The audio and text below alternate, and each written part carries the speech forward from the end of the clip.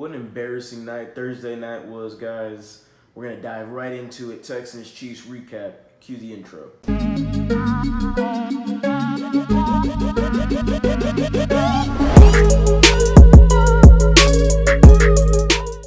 Welcome back, everybody, to a brand new episode of The Lead. Your host, as always, Harley Dugan. And guys, it was a horrible day Thursday night for Houston sports, going all together 0-3. Everyone gets swept. But we're going to go with the Houston Texans. As always, we're a football city. And it was horrific. We got slapped in the face by the defending Super Bowl champs. We were outplayed. We were outmatched. We were outcoached. It was not pretty at all. But there was a few bright spots, and I'm going to get to those bright spots right now as we start with the defensive side of the ball with Jacob Martin. Jacob Martin was a guy mostly known last year for his speed. This year looked different, specifically the play against Mitchell Schwartz where he got the sack on Patrick Mahomes. Went right around him, not only used his speed, not only used now his more built-up strength, but his hand technique. Guys, the hand technique was absolutely awesome. Gets around all-pro, let me remind you, all-pro right tackle Mitchell Schwartz. Gets right around him, rip moves him, gets to the quarterback Patrick Mahomes. It was a thing of beauty. But what is the problem? He only had 17 snaps. So for most of his snaps, he created a lot of pressure on Mahomes. How come he is not playing more? That is the question we need to be asking these Houston Texans. Second, P.J. Hall. P.J. Hall is another guy that really stood out in my head, should be standing out in y'all's heads as well. He made an eye-popping tackle for loss on Edwards-Helaire near the goal line. It was nasty. And he made another tackle for loss, looked really good playing the one tech. I don't think the Texans expected him to make so much of an impact as much as he did. But nonetheless, if he's playing good, you have to continue playing him. Altogether, your two guys that really stood out defensively played about 30 snaps. That is not acceptable for the Texans. Just a suggestion, play Jacob Martin and P.J. Hall more. That's just a suggestion, just something I might throw out there. Thirdly now is Bradley Roby. Bradley Roby looked really good against Tyreek Hill. Tyreek Hill had 5 catches for 46 yards and a touchdown. Bradley Roby looked really solid against Tyreek Hill, a former AFC West defensive back. Seems like he has Tyreek Hill's number in some way. Other than giving up the touchdown, which I thought, the play preceding that, he had a bogus call, which was a pass interference where he kind of grabbed Tyreek Hill's arm and kind of hooked him. I don't know. I didn't see much there. It was little to nothing. They still called the penalty. The play after that touchdown, that was just Tyreek Hill using his pure speed on him, catching the touchdown right near the sidelines. 5 catches for 46 yards. Tyreek Hill didn't really have a really big play against Roby at all whatsoever. Moving on to the offensive side of the ball. So the offense still did not have an opening drive touchdown, which we didn't see till week 17. But they did have a really good second drive that was absolutely amazing. A lot more pass than run, a few play actions. It was beautiful, leading to the 19-yard rushing touchdown. And the guy I'm going to talk about, David Johnson. David Johnson was absolutely awesome against the Chiefs. I was really high on him, but the only thing that still doubted me a bit about him was his knees. I didn't know how his knees were going to hold up. We still don't know how they're going to hold up for the regular season. But so far, so good. What an opening day game for him. As he had that 19-yard rushing touchdown, you look at that play, he looked nice. He read the blocks. He read what the defenders were doing. The jump cuts were absolutely nasty. He gave me Arian Foster type vibes. He got me excited. He should be getting you excited as the season continues going. But the biggest thing with that is, why did they use him in the 2-minute drill, specifically running the ball? I have no idea why. The Texans did not run that 2-minute drill at all really well. It was disgusting. I know guys that play on Madden that can run a 2-minute drill better than the Texans on Thursday night. That was just unacceptable, what they did. Moving forward with that, though, Will Fuller is another guy I want to talk about on this offense. 8 catches, 112 yards. Have yourself a day, Will Fuller. He looked good. I was really high on him. Check out the Top 10 Texans offense video because Will Fuller is a clear-cut number one receiver. I really explained it there, and I'm going to explain it again. This guy, when he's on the field, the offense generates almost a touchdown more than without him on the field. Now, the only thing I'm going to give him is that was the Chiefs secondary. Chiefs secondary is not really that good. Next week, he's facing the Baltimore Ravens, as so the Texans. Marlon Humphrey on Will Fuller, that's the matchup I want to see. That's what I want to get to.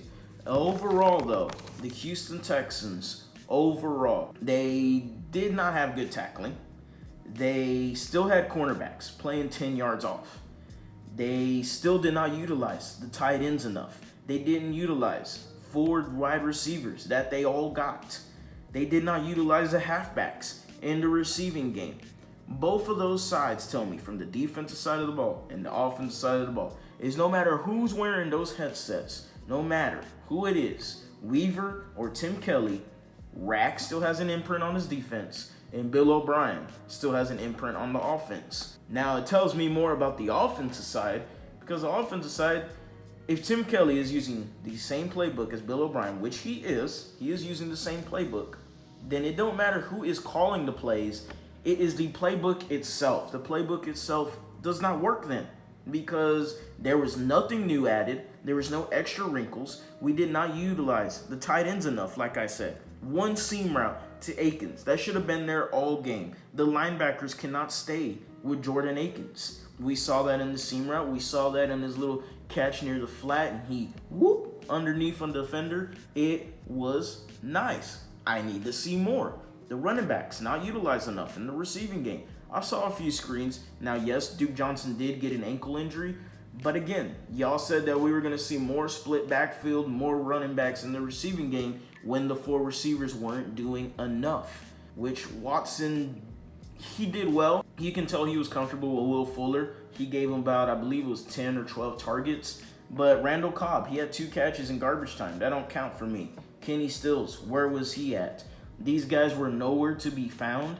The offense still looked stagnant. It still looked boring. It was still predictable. If I am sitting on my couch predicting what the Texans are going to do, imagine what the defense is looking at on the pre-snap offense against the Texans. Guys, the defense did not look good. The offense did not look good. I cannot stress how disappointed I was and how unprepared the Houston Texans were. As fans, we were shortchanged. We hyped them up so much talking into this game, talking into this season, how they're going to be better, how they're going to play better, how they're going to look better.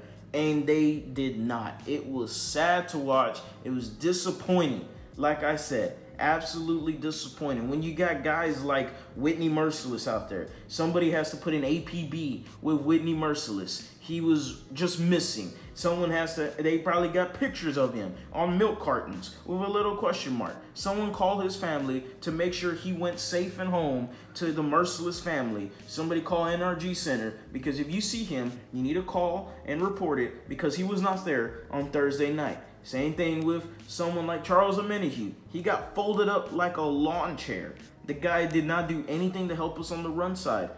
This is why the Texans, they did not sign anybody defensively.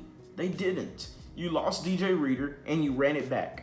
And it really told a story for me that Bernard McKinney and Cunningham benefited from DJ Reader, not the other way around like the Texans were hoping for. They need a big man in the middle, whether it is PJ Hall and playing Ross Blacklock more minutes, more snaps, they have to play those 2 guys more if they don't sign nobody, because they seem like that's your best bet into stopping the run, because again, the interior was disgusting. What does this mean for the Houston Texans? Basically, guys, as much as I am so negative to the Houston Texans, I am a fan true in and true out. I will bleed battle red and I will die still blue. These Texans have to get better. They will get better. I guarantee it. They have to be better.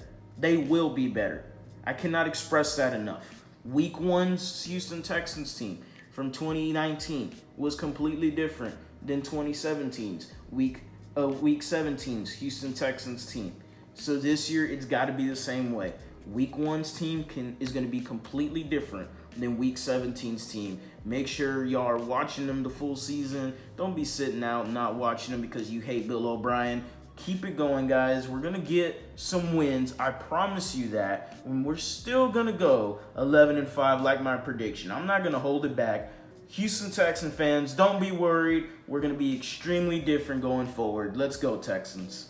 So that's it for today's video, guys. Make sure to like, comment, subscribe. I don't even have to ask to drop a comment below because I know y'all are just as angry as I am and just as disappointed. Whatever happens, happens in the near future, guys. But let me tell you, like I said before, it's going to get really ugly right now before it gets really good. The Week 1 team is going to be completely different than our Week 17 team. As always, guys, go Astros, go Rockets, go Texans. Y'all have a great day.